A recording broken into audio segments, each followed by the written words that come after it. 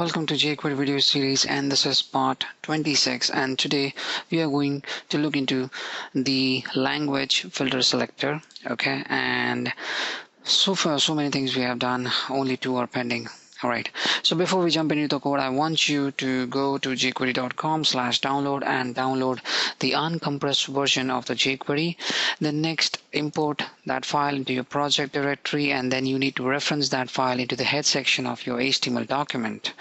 Then you need to write the JavaScript code with saying document.ready. It's a function, which means once a document gets loaded completely, after that we are going to execute some jQuery instructions.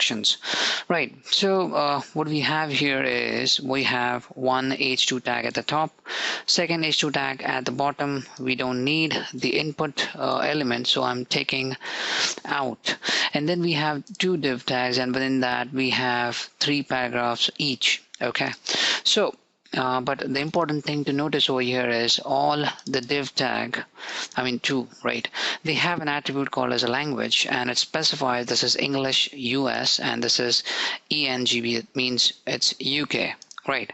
So if I want to use this selector, what it does, it will select the element based on the specified language. But before we jump into that, let's do our regular routine check to see if jQuery is working fine.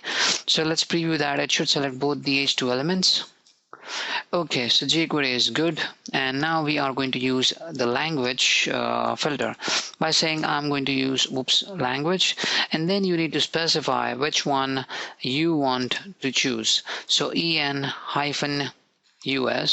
Okay, so this is the filter we have here, and now let's preview that so we can see all the elements are in the div tag got selected.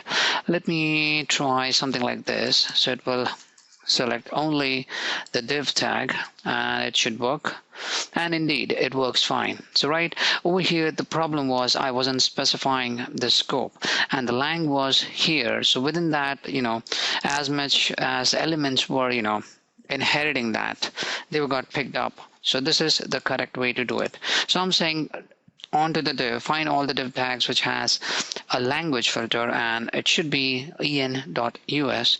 Then you pick it up. Now if I change this to let's say GB, which is UK, and let's preview that, so it should pick up the bottom one. Okay, so which is correct. So I hope you got the idea like how the system works. So we are done with the language, and up next we are going to do we'll start with the root selector.